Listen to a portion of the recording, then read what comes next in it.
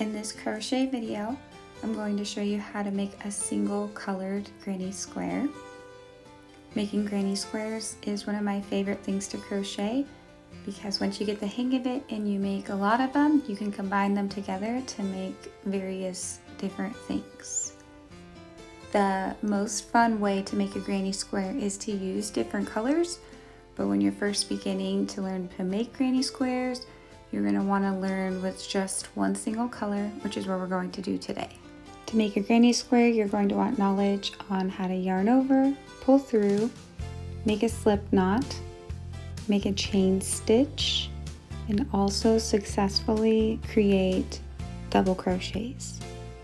If you don't know how to do any of those steps, you're going to want to check out other videos that I've made in order to be able to complete the steps needed to make a granny square. But once you know how to make chain stitches and double crochets, you're ready to learn how to make a granny square. The supplies needed for this project are yarn, a crochet hook, a tapestry needle, and some scissors. When beginning a granny square, there are two different ways you can begin. One of them is by making a magic circle, and the other one is using this other method that I'm going to show you. So you're going to make a slip knot and get your yarn on your hook, and from there you're going to make 3 chain stitches. Once you think you have your 3 stitches, you're going to stop and count them all to be sure. From there, you're going to take your hook and you're going to enter it into the top part of the V of the first chain stitch that you created. And what we're going to do here is just connect the ends, making a little circle that we're going to work our double crochet stitches into. So you're just going to combine the 2 ends with a slip stitch, and that is the first step to making a granny square if you don't want to use a magic circle. Now that you have a general idea of how we're beginning this, I'm going to take this out and start over so I can give you a couple tricks on how it'll be easier for you. So I'm going to get my yarn back on my hook and I'm going to make 3 chain stitches like how I just showed you. And then I am going to take my hook and enter it into the first chain stitch we made. But before I make the slip stitch to pull all the way through, I'm going to grip the 3 chain stitches with my fingers and pinch them together so that that hole is made and I don't have to search for it because we want there to be a circle. I find that pinching my fingers together and having the chains go around where I have a very clear opening on the center of my circle to be very convenient. From there, you're going to make 2 chain stitches. And I also find that flipping our work after this step also makes the process of making the circle this way easier. And then I'm also going to take the tail that I currently have going at the end of my project, and I'm just going to wrap it around and follow the chain stitches that I already have made while keeping that center part of the circle, and in the end I'll be able to tug on this and get it to close up tightly like a magic circle. Next, you're going to make your first double crochet working it into the circle around the chain and that tail end that we just laid there, and you're going to yarn over and just pull through the circle part. Then you're going to yarn over and pull through the first 2 loops on your hook for the first part of your double crochet, and yarn over and pull through the second 2 loops to complete your double crochet. So the first 2 chains that we made in this row counts as a double crochet. Then we made another, and now we're going to go in and make 1 more double crochet before we add our next stitch. Because what a granny square is 3 double crochets together separated by chains. So So we'll begin each new row with this 2 chains and 2 double crochets following it, which counts as our first little group of double crochets. Then we're going to make 3 chain stitches, and this is going to count as the corner of our granny square. After completing the stitches for your corner, you're going to work into the circle and make 3 double crochets together. When beginning a row, our first group of double crochets has the chain stitches with 2 double crochets, but following each group after that, it's not going to have chain stitches. It's going to just include 3 double crochets together. But each double crochet is completely finished. They're just right next to each other. Then with this row, once you get the 3 double crochets made, you're going to make 3 chain stitches, which will help form the corner of the granny square, followed by 3 double crochets together.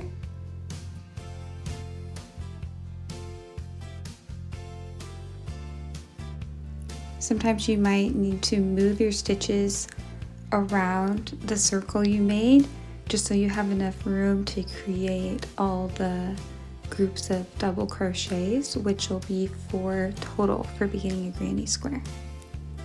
Then you want to make 3 more chains for your corner stitches, followed by 3 more double crochets into the center of the circle that we made, with another group of 3 chain stitches after that. As you can see, this chain is making the last and final corner of the start of our granny square. So then we're gonna take our hook and insert it into the top of the group of chain 2 double crochets that we began with, and we're gonna slip stitch to close the 2 ends together. Now that we are done working into the circle of our project, you can take that tail end that you have at the back and pull on it, and it'll close that gap up in the center if that's how you want it to be. You can even clip this with scissors now, or you can wait until the very end. So with crochet, there actually is a right side and a wrong side to your project. The side you're looking at right now is called the right side of the project. And when I flip it over, you are now seeing the wrong side of the project. And how you can tell is the right side of the project has this raised ridge to it with what looks to be a little lip on it at the border stitches. And then whenever you look at the back side of the project, there isn't a raised ridge, it's just flat. And if you look at the whole back side, it really isn't as desirable to look at as the front side is. It just looks a little bit off. And so as you crochet and you work from right to left, you are creating the right side of the stitch. Whenever you flip your work, you'll be working on the wrong side of the project, but whenever you flip back and forth with crochet, you can't really notice a difference. So for this granny square, we will be flipping back and forth, so you're going to want to turn your work over so that you are looking at the wrong side of what you've already done on your granny square. And for this next row, we're going to start in this corner here with the 3 chains that we made. So that's where our first group of stitches is going to go in. And I'm just going to wrap my hook around that and pull up some yarn and make a slip stitch just to get my yarn situated in the right position to start making some stitches. And from here, I'm going to make 2 chains, which is going to count as my first double crochet stitch. I'm just going to slide that over a little bit. And then I'm going to make 2 double crochet stitches to finish off this first part of the stitch that we have going for this corner. Just like with our corner stitches in row 1, we're then going to go in with 3 chain stitches to make the corner of our project. And then in that same space that I put the other stitches, I'm going to start making 3 double crochets together. And this is the repeating pattern that we'll be doing throughout the whole granny square. And then once you complete that, you'll see how you've now made your granny square bigger, and you now have the groups of double crochets with the 3 chains making a nice sharp corner on the side. From there, we're going to take our hook and we're going to work into the next space we have, which is the 3 chain corner that we made in row 1. And I'm going to work in 3 double crochets to make the first part of that corner. Following that, I'm going to make 3 chains for the next corner of this granny square, and then working in 3 double crochets in that same space that we are working the other stitches into.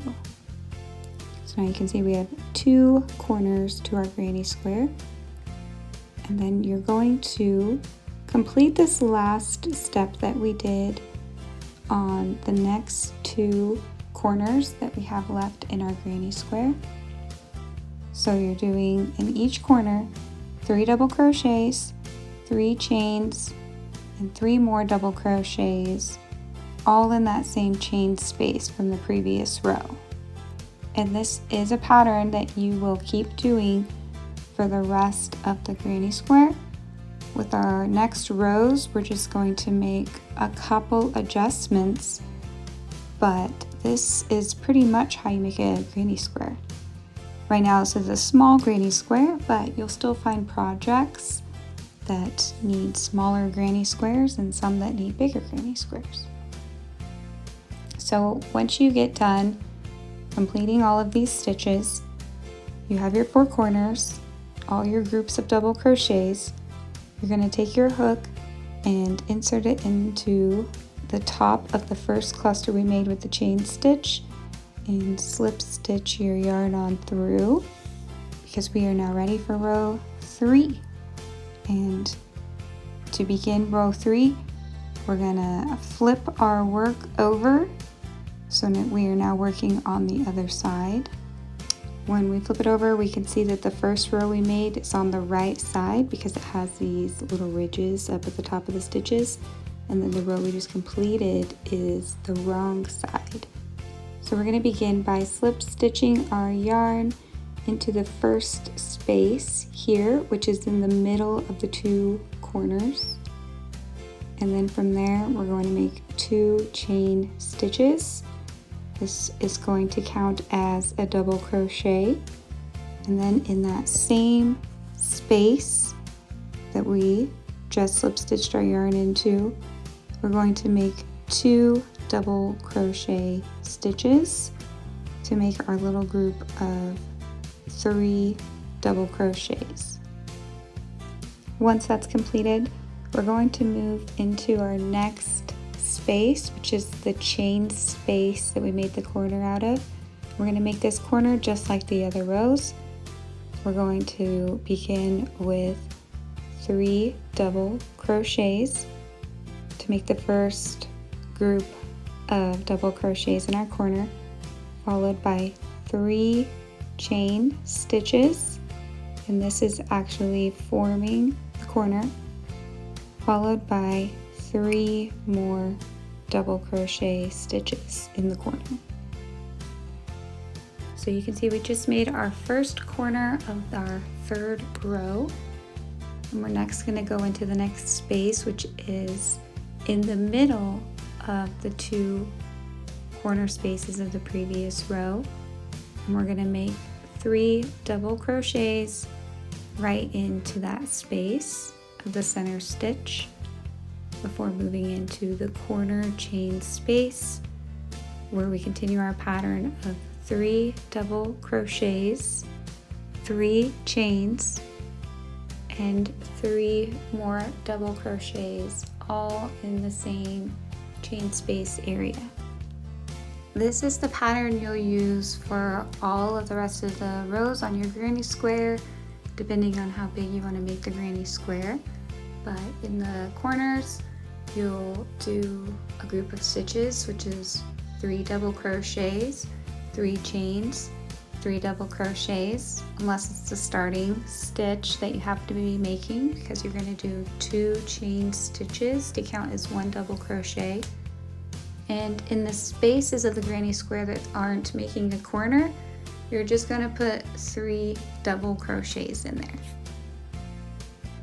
Once you get all your stitches completed, you're going to end the row by slip stitching into the top stitches of the first group that you first started working on when you started this row. And sometimes you might need to move the stitches around and situate them a little bit just to get that nice square shape to your granny square. So repeat all of these steps until you get to the desired size of your granny square. For this granny square, we're making sure that we flip our work in between our rows. When you get to the desired size of your granny square, you're ready to finish off your project. You do this by making that loop that we have our hook in bigger, and you can just stick the yarn ball on through and pull it tight so that it creates a bit of a knot where your ends are meeting. And then what you want to do is you want to get your scissors and you're going to cut the yarn off. But when you cut the yarn off, it's very important that you leave a couple of inches of string on the end, which is what we call the tail, because if you cut it too close to the knot you just made, it will eventually come unraveled from there. So you leave a few inches, snip it off. Then what you're going to do is take your tapestry needle and you're going to take the end of the tail end of your yarn that you left, and you're just going to lace it through the tip of that tapestry needle. So it is important to get a needle that's big enough to have the end of yarn go through it. And then when you pull through the needle, you also want to leave a little bit of a tail on the end of that so that you have some yarn to grip. And you just take your needle and you weave it in and out of some stitches. You can go over the top part of the stitches, or you can even lace it through in the middle of some of the other stitches that you made. But we're just weaving in the ends is what this is called, and we're trying to hide that tail end that we do have to leave in order for the project to not come unraveled. And you do only need a few inches for this.